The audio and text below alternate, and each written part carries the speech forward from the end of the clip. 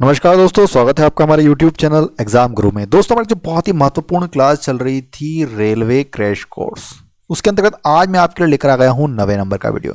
इसके पहले मैं इस सीरीज के 8 वीडियो कंप्लीट करा चुका हूं। जिनमें बच्चों ने नहीं देखा है तो मैंने डिस्क्रिप्शन बॉक्स में प्लेलिस्ट का लिंक दे दिया, वहां से देख लीजिएगा। दोस्तों, जो नए बच्चे जुड़े आज हम हमारे साथ, उनको बता दूं कि हम इसके अंतर्गत रेलवे क्रैश कोर्स के अंतर्गत 3000 क्वेश्चन कंप्लीट कर रहे हैं, जिनके अंतर्गत जीके जीएस और करंट अफेयर्स के क्वेश्चन है। जो भी बच्चे एनटीपीसी या फिर ग्रुप डी एग्जाम्स की तैयारी कर रहे हैं, जो कि 2020-21 में होने वाली है, अगर वो चाहते हैं कि जीके जीएस में उनके पूरे मार्क्स आए तो ये 3000 क्वेश्चन बहुत ही फायदेमंद होने वाले हैं। आपको हर क्वेश्चन का आंसर कमेंट बॉक्स में देना है, जिससे कि आपको साथ साथ याद होते जाएंगे। बहुत ही इंपॉर्टेंट सीरीज है रेलवे क्रैश कोर्स। तो चलिए आज का हमारा 90 नंबर का वीडियो शुरू करते हैं। लेकिन वीडियो शुरू करने से पहले आपसे कहना चाहते हैं कि प्लीज़ वीडियो को फटाफट एक लाइक कर दीजिए और शेयर करना बिल्कुल भी ना भूलें। जितने ज़्यादा लाइक और शेयर आएंगे उतनी जल्दी इस वीडियो का नेक्स्ट पार्ट आते जाएंगे। हर क्वेश्चन का आंसर आपको कमेंट बॉक्स में देना है, जिससे कि आपको याद होते जाएंगे। चलिए आज का 90 नंबर का video railway crash course for NTPC and group D exam 2020 शुरू करते हैं।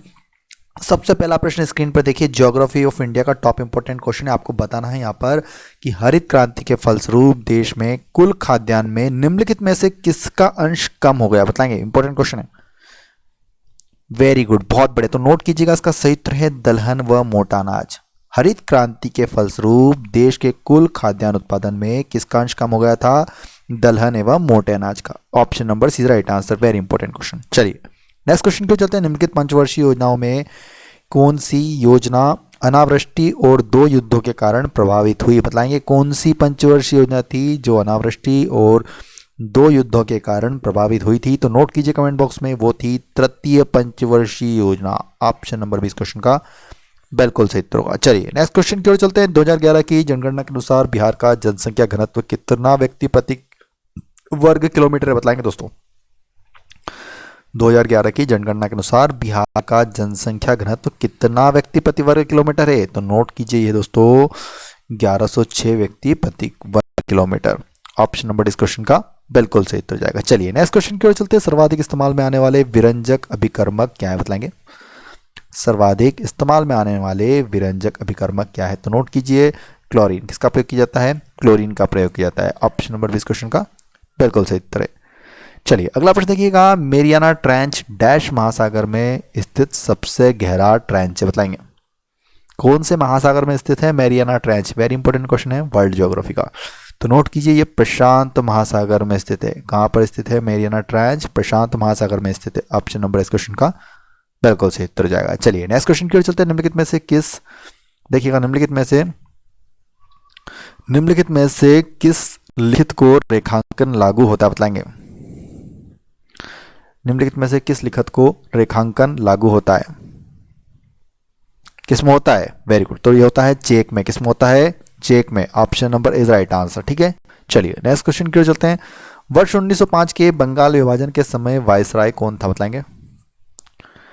बहुत बार एग्जाम में पूछा गया इंपॉर्टेंट क्वेश्चन है हिस्ट्री का। 1905 के बंगाल विभाजन के समय वायसराय कौन थे? तो नोट कीजिए उस समय थे लॉर्ड कर्जन। ऑप्शन नंबर इस क्वेश्चन का बिल्कुल सही उत्तर जाएगा। चलिए अगले प्रश्न की ओर चलते हैं। किस संशोधन से समाजवादी, धर्मनिरपेक्षता तथा राष्ट्र की एकता एवं अखंडता शब्द भारतीय संविधान में जोड़े गए थे, बताएंगे।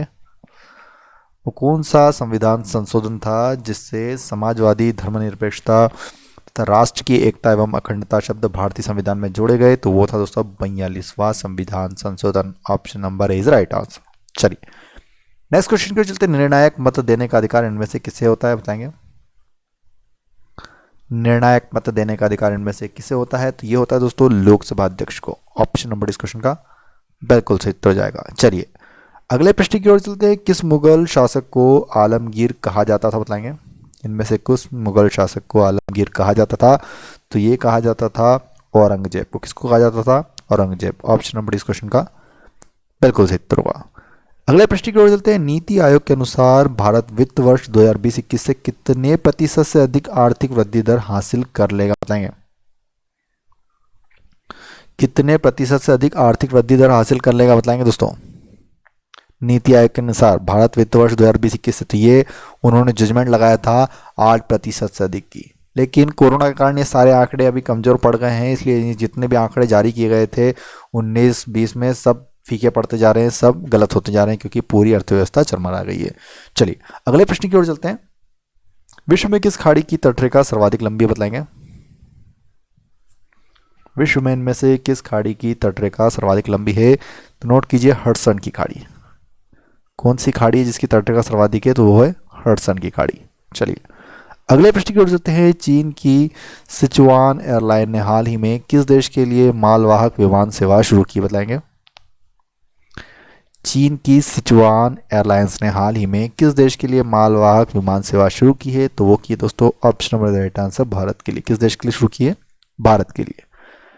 नेक्स्ट क्वेश्चन देखिएगा, किस राज्य में चमकी बुखार का प्रकोप बढ़ता जा रहा है? इस बुखार से मरने वाले बच्चों की संख्या लगातार बढ़ रही है। कहां पर फैल रहा था बताएंगे?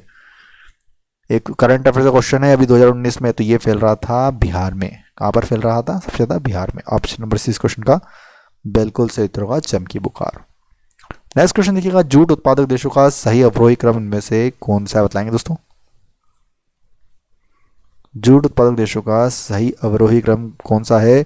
तो ये दोस्तों नोट कीजिए ऑप्शन राइट आंसर। पहले आता है भारत, फिर आता है बांग्लादेश एवं चीन। फर्स्ट पे भारत, फिर बांग्लादेश और आखिरी में आता है चीन। सबसे ज़्यादा भारत में होता है, उसके बाद बांग्लादेश में और फिर चीन में। चलिए नेक्स्ट क्वेश्चन देखिएगा, शार्क मछली में कितनी हड्डियां होती हैं बताएंगे? शार्क मछली में कितनी हड्डियां होती है? वेरी गुड, तो नोट कीजिएगा एक भी हड्डी नहीं होती है। Option number right answer 0। Shark मछली में कोई हड्डी नहीं पाई जाती है। अगला प्रश्न देखिए, दिल्ली में कौन सा ऐतिहासिक स्मारक भारतीय तथा फारसी वास्तुकला शैली का उदाहरण है बताएंगे? दिल्ली में स्थित इनमें से कौन सा ऐतिहासिक स्मारक भारतीय तथा फारसी वास्तुकला शैली का उदाहरण है? तो ये दोस्तों हुमायूं का मकबरा। Option number C right answer. ठीक है, चलिए नेक्स्ट क्वेश्चन देखिए, हाल ही में विश्व पशु स्वास्थ्य संगठन किस देश को बर्ड फ्लू से मुक्त देश घोषित किया गया बताएंगे? हाल ही में विश्व पशु स्वास्थ्य संगठन द्वारा किस देश को बर्ड फ्लू से मुक्त देश घोषित किया गया है? तो ये दोस्तों भारत को। सितंबर 2019 में विश्व पशु स्वास्थ्य संगठन ने घोषित कर दिया भारत को बर्ड फ्लू से मुक्त देश। चलिए नेक्स्ट क्वेश्चन की ओर चलते हैं, किसके द्वारा अनुवांशिकता के विज्ञान को अनुवांशिकी कहा गया बताएंगे? इनमें से किसके द्वारा अनुवांशिकता के विज्ञान को अनुवांशिकी कहा गया? तो नोट कीजिए क्या गया है, वॉटसन के द्वारा। ऑप्शन नंबर इस क्वेश्चन का बिल्कुल सही उत्तर हो जाएगा। चलिए अगले प्रश्न की ओर चलते हैं, गैसों के विसरण का नियम किसने प्रतिपादित किया था? मतलब ये गैसों के विसरण का नियम किसने प्रतिपादित किया था? तो ये किया था दोस्तों ग्राहम ने। ऑप्शन नंबर इस क्वेश्चन का बिल्कुल सही उत्तर था ग्राहम ने। चलिए अगले प्रश्न की ओर चलते हैं, सबसे अधिक निर्णायक युद्ध जिसने अंग्रेजों के भारत में प्रभुत्व को संस्थापित कर दिया था बताएंगे? कौन सा था वो युद्ध जिसने अंग्रेजों के भारत में प्रभुत्व को संस्थापित कर दिया था? तो वो युद्ध था बक्सर का युद्ध। ऑप्शन नंबर 20 क्वेश्चन का बिल्कुल सही उत्तर है। Very important question. अगला प्रश्न देखिए, निम्नलिखित में से कौन सा एक सहसंयोजक यौगिक है? बच्चों बताना, निम्नलिखित में से कौन सा एक सहसंयोजक यौगिक है? तो ये दोस्तों कार्बन टेट्राक्लोराइड। कौन है सहसंयोजक यौगिक? Carbon tetrachloride. अगला प्रश्न देखिएगा, निम्नलिखित में से किससे कार्बामाइड के नाम से जाना जाता है बताएंगे? निम्नलिखित में से किससे कार्बामाइड के नाम से जाना जाता है? तो नोट कीजिए जाना जाता है यूरिया को। ऑप्शन नंबर 6 क्वेश्चन का बिल्कुल सही उत्तर। किसे जाना जाता है? कार्बामाइड के नाम से यूरिया को जाना जाता है। चलिए अगले प्रश्न को बोलते हैं, उज्जैन का प्राचीन नाम क्या होता ना? उज्जैन का प्राचीन नाम क्या है? तो उज्जैन का प्राचीन नाम है Avantika. Option number is right answer Avantika. चलिए अगला प्रश्न देखिए, उत्तर प्रदेश में रानी लक्ष्मीबाई बांध परियोजना निर्मित है बताएंगे बच्चों? कहाँ पर निर्मित है? किस नदी पर निर्मित है उत्तर प्रदेश में रानी लक्ष्मीबाई बांध परियोजना? तो ये निर्मित है बेतवा नदी पर। ऑप्शन नंबर 20 क्वेश्चन का बिल्कुल सही उत्तर जाएगा। चलिए अगले प्रश्न की ओर चलते हैं, एंटमोफिली परागण है बताएंगे? एंटमोफिली परागण है किसका होता है? तो ये होता है कीटों द्वारा। ऑप्शन नंबर 20 क्वेश्चन का बिल्कुल सही उत्तर जाएगा। चलिए अगले प्रश्न की ओर चलते हैं, नील कृषकों की दुष्का पर लिखी गई पुस्तक नील दर्पण के लेखक कौन थे बच्चों? बताना। जो किसान नील की खेती करते हैं उनकी दुर्दशा पर लिखी गई पुस्तक नील दर्पण के लेखक कौन थे? तो नोट कीजिए थे दीनबंधु मित्र। ऑप्शन नंबर 20 क्वेश्चन का बिल्कुल सही उत्तर। कौन थे? दीनबंधु मित्र। चलिए अगला प्रश्न है, भारत में सबसे अधिक दाल का उत्पादन किस राज्य में होता है? भारत में सबसे अधिक दाल का उत्पादन इनमें से किस राज्य में होता है? तो ये होता है दोस्तों मध्य प्रदेश में। किस राज्य में होता है? मध्य प्रदेश में। चलिए अगले प्रश्न की ओर चलते हैं। हाल ही में किसने तत्काल प्रभाव से जी इंटरटेनमेंट के चेयरमैन पद से इस्तीफा दे दिया, बताएंगे। हाल ही में किसने तत्काल प्रभाव से जी इंटरटेनमेंट के चेयरमैन पद से इस्तीफा दे दिया है? तो यह है Subhash Chandra. Option number C right answer. किसने दे दिया है? सुभाष चंद्रा ने। अगला प्रश्न, निम्नलिखित में से किसमें एंजाइम्स नहीं होते? बच्चों बताना, निम्नलिखित में से किसमें एंजाइम्स नहीं होते हैं? तो ये नहीं होते दोस्तों विषाणुओं से। ऑप्शन नंबर 20 क्वेश्चन का बिल्कुल सही उत्तर आया। चलिए अगला प्रश्न, निम्नलिखित में से किस आईआईटी के छात्रों ने नकली नोट पता लगाने वाले स्मार्टफोन ऐप का कोड डेवलप किया है? बताएंगे। हाल ही में किस आईआईटी के छात्रों ने नकली नोट का पता लगाने वाले स्मार्टफोन ऐप डेवलप किया है? तो ये क्या है दोस्तों? आईआईटी खड़गपुर के छात्रों ने। कौन से आईआईटी के? वो IIT Kharagpur. Option number is right answer. चलिए अगला प्रश्न, अनुसूचित जाति और जनजातियों की कल्याण संबंधी समिति में लोकसभा एवं राज्यसभा के क्रमशः कितने सदस्य होते हैं? तो याद रखिएगा, जो अनुसूचित जाति और जनजातियों की कल्याण संबंधी समिति होती है उसमें लोकसभा के होते हैं 20 और राज्यसभा के होते हैं 10। मतलब ऑप्शन नंबर 20 क्वेश्चन का बिल्कुल सही उत्तर होगा। चलिए अगले प्रश्न को चलते हैं। येलोस्टोन पार्क जहां लगभग 100 गीजर और 4000 गर्म जल के झरने हैं, निम्नलिखित में से किस देश में स्थित? बताएंगे। येलोस्टोन पार्क जहां पर लगभग 100 गीजर और 4000 गर्म जल के झरने हैं, किस देश में स्थित है? तो यह स्थित है दोस्तों संयुक्त राज्य America. Option number 20 right answer, संयुक्त राज्य अमेरिका। अगला प्रश्न देखिएगा स्क्रीन पर। नवनिर्मित सरकार द्वारा कैबिनेट मंत्रियों में कितनी महिला मंत्रियों को शामिल किया गया है? बताएंगे। नवनिर्मित सरकार द्वारा कैबिनेट मंत्रियों में कितनी महिला मंत्रियों को शामिल किया गया है? तो ये किया गया दोस्तों 3। ठीक है ना, जो 2019 का क्वेश्चन है करंट अफेयर्स का, जब अभी लोकसभा चुनाव हुए थे उसके बाद जो नई कैबिनेट बनी थी उसमें तो 3 महिलाओं को शामिल किया गया था मंत्रियों में। अगला प्रश्न, निम्नलिखित में से कौन सा एक मौलिक कर्तव्य नहीं है? बात हो रही है मौलिक कर्तव्य की और जो कि नहीं है, कौन सा नहीं है इनमें से? देखिए ये ABC जो दे रखा है, राज्य का आज्ञा पालन, कानून का आज्ञा पालन, समाज का आज्ञा पालन, तीनों ही मौलिक कर्तव्य, लेकिन रोकी जाएगी मौलिक कर्तव्य नहीं है। Option number is right answer. ठीक है, चलिए अगला प्रश्न, निम्नलिखित में से किस कवक के कारण बाजरे की ग्रीन एयर रोग होता है? बताएंगे। निम्नलिखित में से किस कवक के कारण बाजरे के ग्रीन एयर रोग होता है? तो ये होता है दोस्तों स्क्लेरोस्पोरा ग्रेमिकोला।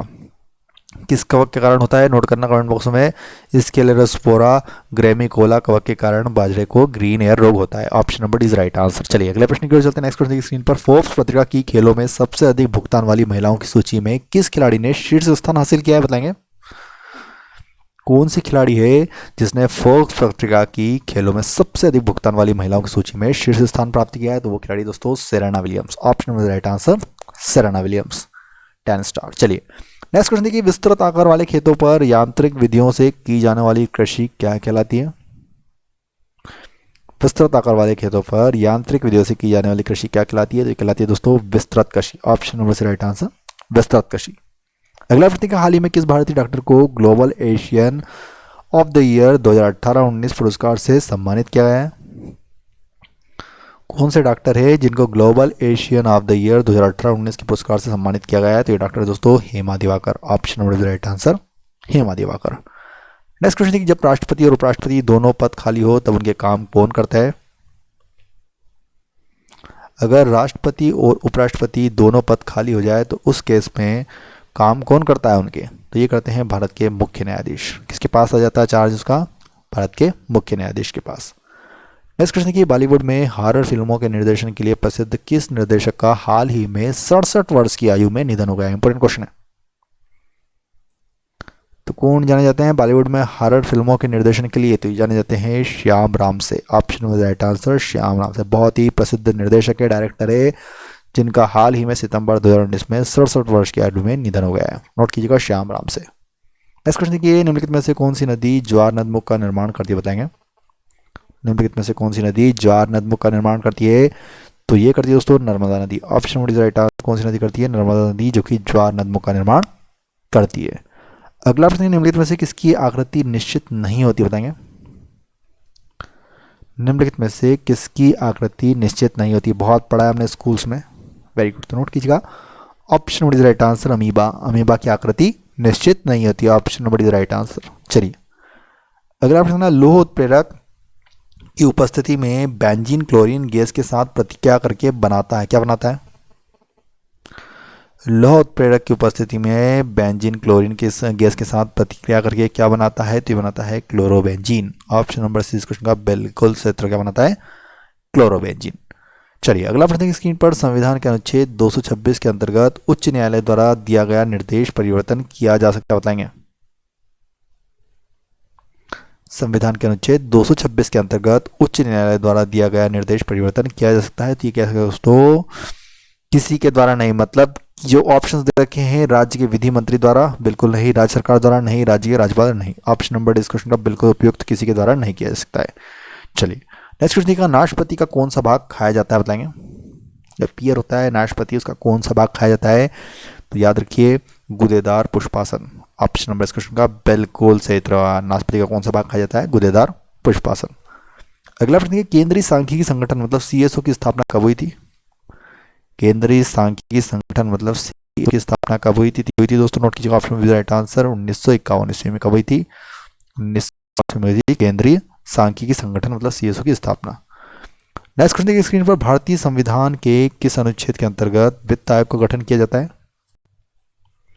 भारतीय संविधान के किस अनुच्छेद के अंतर्गत? अनुच्छेद वाले इंपोर्टेंट क्वेश्चन है, तो वित्त आयोग का गठन किया जाता है, तो ये क्या जाता है दोस्तों? अनुच्छेद 280 के तहत। नोट करना, किसके तहत किया जाता है? अनुच्छेद 280 के तहत। अगला प्रश्न, निम्नलिखित में से कौन सा देश एक वर्ष में सर्वाधिक मात्रा में कच्चे तेल का उत्पादन करता है? निम्नलिखित में से वो कौन सा देश है जो एक वर्ष में सर्वाधिक मात्रा में कच्चे तेल का उत्पादन करता है? तो वो देश है दोस्तों सऊदी अरब। ऑप्शन से राइट आंसर सऊदी अरब। चलिए अगले प्रश्न को चलते हैं, तुलबुल परियोजना निम्नलिखित नदी से संबंधित, बताएंगे। तुलबुल परियोजना निम्नलिखित नदियों में से किससे संबंधित है? तो नोट कीजिए, संबंधित है झेलम नदी से। किससे संबंधित है? झेलम नदी। Option number C right answer. दोस्तों आज मैंने आपको 9वें नंबर का वीडियो कंप्लीट करा दिया है रेलवे क्रैश कोर्स सीरीज का। इसके पहले अगर 8 वीडियो नहीं देखे तो देख लीजिएगा, डिस्क्रिप्शन बॉक्स में प्लेलिस्ट का लिंक है। इसके अंतर्गत जो नए बच्चे हैं बता दूं 3000 क्वेश्चन कंप्लीट कर रहे हैं। वीडियो पसंद आता तो एक लाइक जरूर कीजिए और शेयर ज़्यादा से ज़्यादा कीजिए। जितने ज़्यादा लाइक और शेयर आएंगे उतनी जल्दी नेक्स्ट वीडियो आते जाएंगे।